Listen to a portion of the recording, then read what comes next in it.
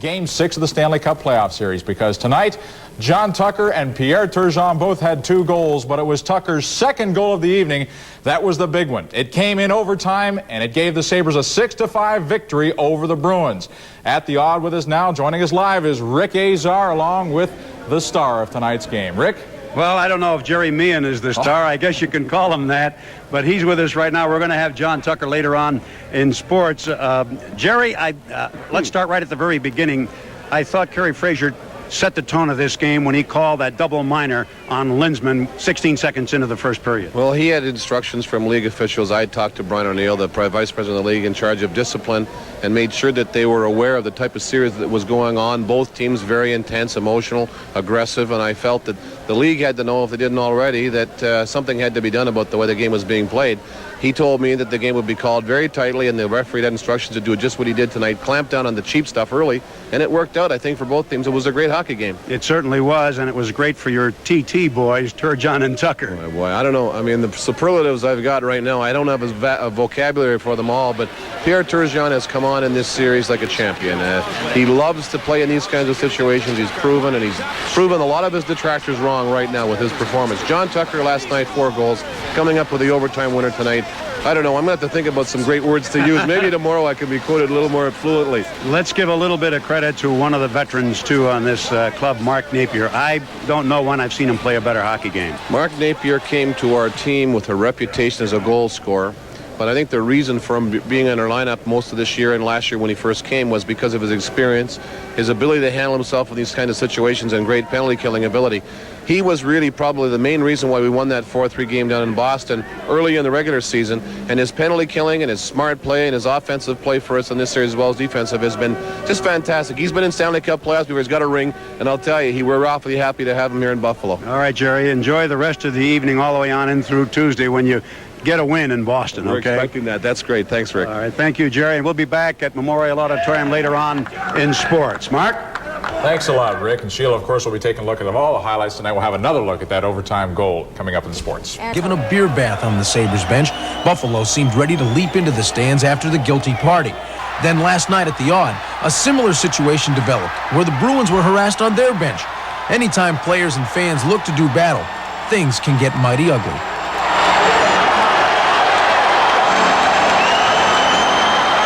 There were no arrests last night. The people that were brought down, their names are taken, and they're questioned about it. And usually by the time they get down to security office, they're quite apologetic about the whole thing, and they realize what happened. And then we just escort them out of the building. What we have done, especially for this game in particular, is to create more of the identity of the officers in the building. I think there's an objective when you get involved in the entertainment business that your spectator is coming to the game, one, that have a sense of security, and 2, to watch a good event. I guess it's common play down in Boston for them to throw stuff on the ice, but you don't expect it in Buffalo. It was not a very good sight, and it wasn't a very good reflection of Buffalo. Yeah, we're a little concerned being this close to the ice in this position here that I'm concerned for her safety, yeah. There's enough rough stuff on the ice. It's absolutely senseless for the fans to become involved. Obviously, the Bruins and Sabres faithful want to win very badly, but the players are the ones who have to settle the issue. And now it's off to Boston Garden. Yeah, Beantown. And they are going to be rowdy. Let's hope nobody gets beaned in Beantown. Let's let them play hockey, though. Okay, Bryce, see you later.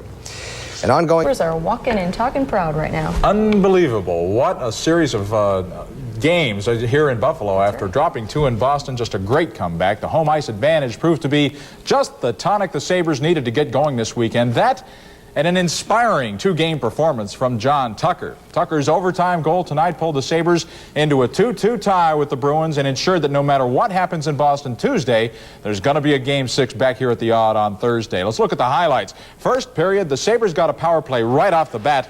John Tucker with a bullet pass to Pierre Turgeon on the doorstep, and it was 1-0. Later in the first, though, some sloppy defense at center ice by the Sabres. They allow the Bruins here to go in unchecked, work the puck over to Bob Joyce, and he scores from in front, made it 1-1. The Bruins were up 2-1 in the second period when Dave Andrechuk connected for his first goal of the playoffs. It squeaked by Lemelin there. It was 2-2 going into the third. Just 16 seconds into that third period, Pierre Turgeon fed Tucker. Tucker's 5th goal of the playoffs. He's right in perfect position, made it 3-2 Sabres. 7 minutes after that, Pierre Turgeon with his second of the night. 4 goals in 4 games for the rookie. It was 4-2 Sabres, but the Bruins got a goal back and then tied it on Cam Neely's goal. It was 4-4 in the third. Phil Housley sent a blast in from the point to put the Sabres back on top with about 6 minutes left on the game. Tees it up, and it looks like the Sabres are back in the catbird seat, but with a minute and a half left in regulation. Cam Neely breaks in, and he will put it upstairs on Darren Pupa. This one tied the game and sent it into overtime. Both teams had scoring chances in the overtime. Pupa, by the way, came up big in the extra period. But at the 5:32 mark, on the power play, John Tucker takes the puck back in the circle. Watch him here. He'll let this shot go as he takes it back from the point. And John Tucker scores on the power play, dances in, and the game is over. 6-5. The Sabres win a nail-biter at home tonight, and the series is all tied up at 2 games apiece, going back to the Boston Garden for Game 5 on Tuesday. We go back to Rick Azar at the odd. Rick? Well, we've just enjoyed watching the highlights, Mark, and with me is the star of tonight's game, John Tucker. You had fun watching those goals, didn't you? I was watching Pierre make some magic out there. He's pretty good with the puck. I was just watching the highlights. Let me ask you this. Have you ever won the first star of the game 2 games in a row, John? I don't know. It's aside putting the personal stuff aside, I don't think I have, but I think the team played well tonight and came together, down two games, coming back into Buffalo, and the fans are behind us, and it was just a good feeling to win both games. Why a solid hockey game tonight by both clubs? Why, as opposed to some of the other stuff that's been going on? I just think, if we lose tonight, we're going into Boston Gardens 3-1, down 3 games, and it's a tough place to play in there, and we've had a tough time winning in there. Other than that, now we're going in 2-2 and definitely playing back here Thursday, so now anything can happen, and we're just going to get our minds set that, we can have come up with a good effort. Do you expect any more of the rough stuff when you go back to Boston? Hopefully it'll just be good hockey. It's part of the game, but it's a matter of who puts more points on the board, kind of thing. So now it's just 2 out of 3 series, and hopefully it'll be hockey. I don't know if you're aware of this or not, but this was the first overtime win for the Sabres this season. It shows that I guess we got some confidence in ourselves now. We usually overtime's usually 5 minutes. It took us a little longer to score this time, so it's going our way, I guess. That's one thing that's very, very interesting, the confidence. You guys didn't get rattled even when it was 5-5.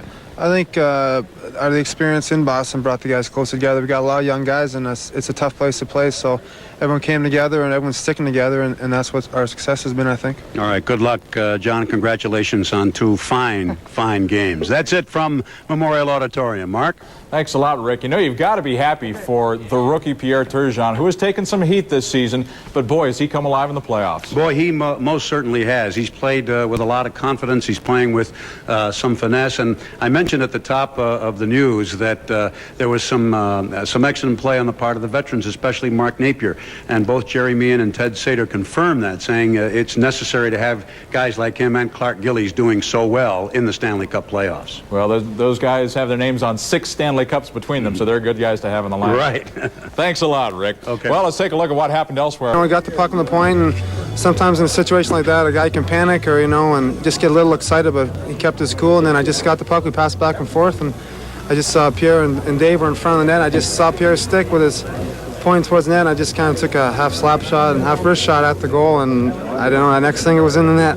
We get a lot of pressure, but we don't think about that when you go on the ice. You want to play your game, and I think, like I said, everybody was ready for that, and we saw that tonight on the ice. Yeah, it sure wasn't pretty, but it's very satisfying right now, and they say the first one's the hardest one for a goalie, and I got this one under my belt, so I'm very happy.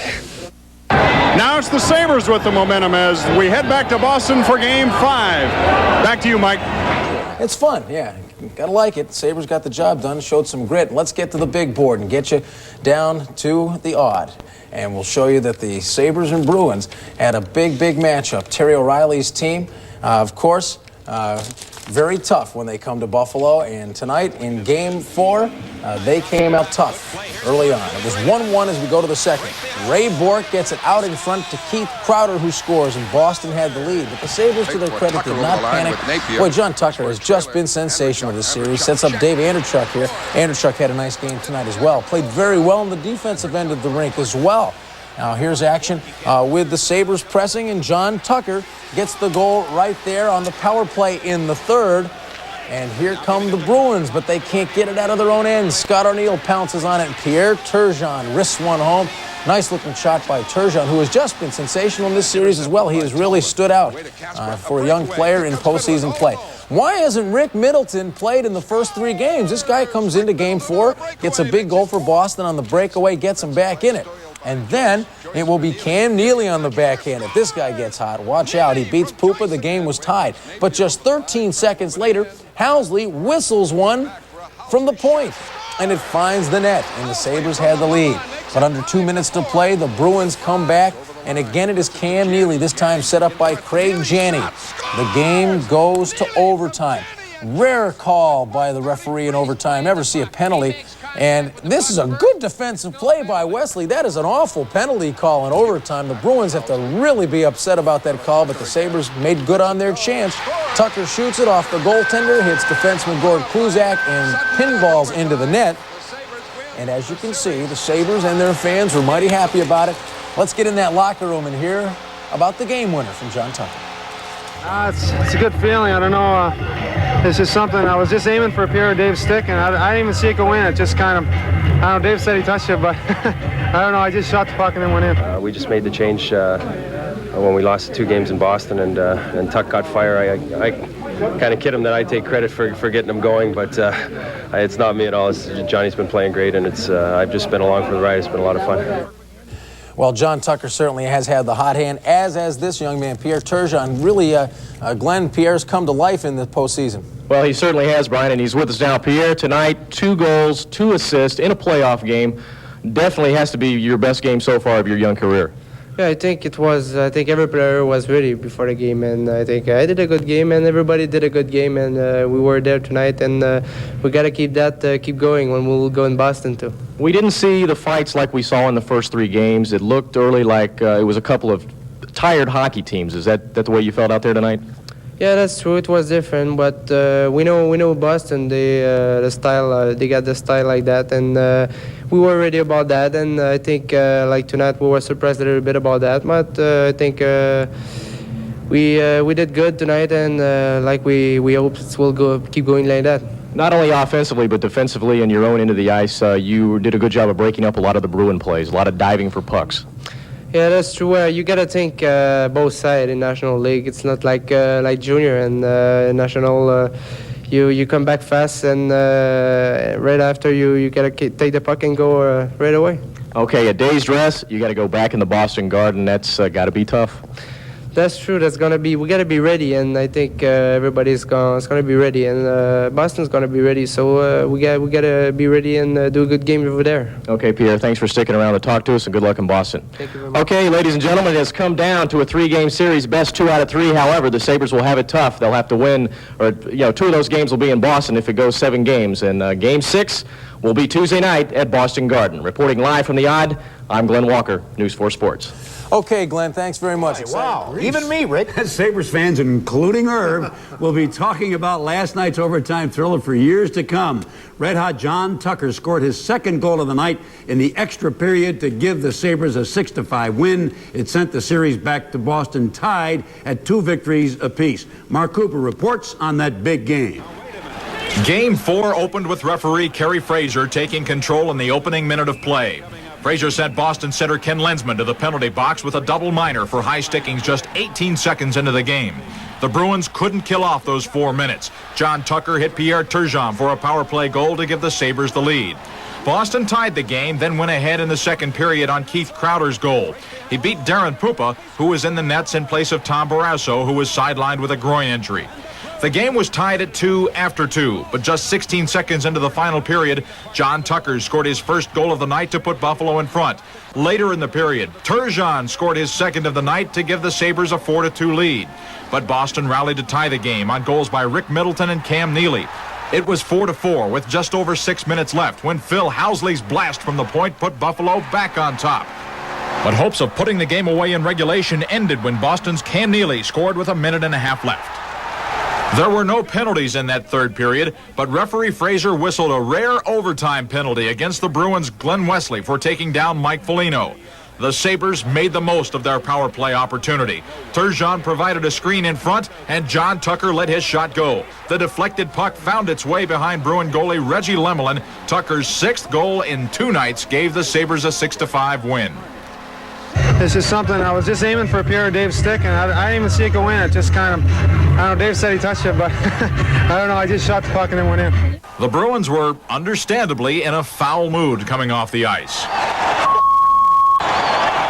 Boston general manager Harry Sinden had to be restrained in the Bruins corridor. He was incensed at the officials' handling of the game, an opinion not shared by the Sabres. I thought Kerry Fraser did a superb job. That's as well as an officiated playoff game as I've seen in my career in the National League. The series moves back to Boston for Game 5 tomorrow night. I'll have a live report from the Boston Garden tomorrow at 6. Mark Cooper, Eyewitness Sports. Well, the Yankees they play the Bruins tomorrow night. Meanwhile, back at the ticket office, the fans lined up for Game 6 Ducats, which will be played at the Odd on Thursday night. And John Tucker saw to that with a winning goal in overtime last night. And Glenn Walker has more on the dramatic victory. For the first time in this series, there was less of this and more of this, which afforded John Tucker the opportunity not only to score but to set up his teammates. Late in the second period, a pass to Dave Anderchuk tied the game at 2-2 going into the second intermission. After the break at the 16-second mark, the Sabres on the power play took the lead when Pierre Turgeon stole the puck out of the corner, slipped it across the ice to a wide-open Tucker who beat Reggie Lemelin for the go-ahead goal. At 7:33, it was Turgeon's turn. Skating in a 2-on-1, Scott Arniel set up the rookie for his second goal of the night, and the Sabres were up by 2. This kid has gone from 18 to 28 in the span of 4 playoff games. He's been an absolute force for us. Tom Barrasso had to sit this one out with a groin injury, and Darren Pupa could not hold the lead, giving up a breakaway to the Bruins' Rick Middleton.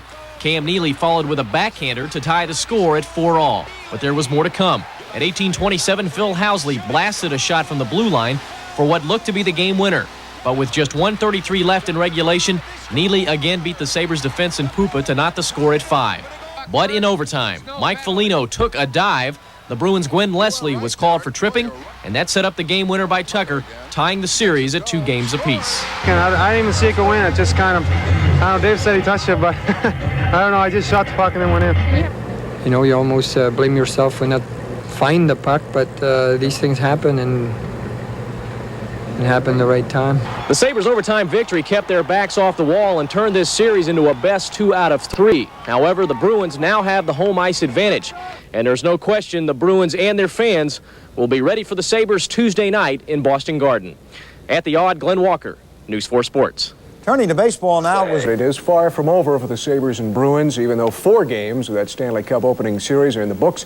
But the Sabres, of course, a case of returning home to do exactly what they had to do over the weekend. The big story, the stand made by John Tucker. There he is in front. Boy, he's been in the right spot all weekend. 6 goals here. This one gave the Sabres a 3-2 lead in the third last night. And then the other half of the new TNT attack, rookie Pierre Turgeon up the middle. He had 4 goals over the weekend. This made it 4-2 Buffalo before the Bruins tied it to send it to overtime last night in Game 4. And at 5:32, and it's Tucker again from Housley on the power play. Watch the puck.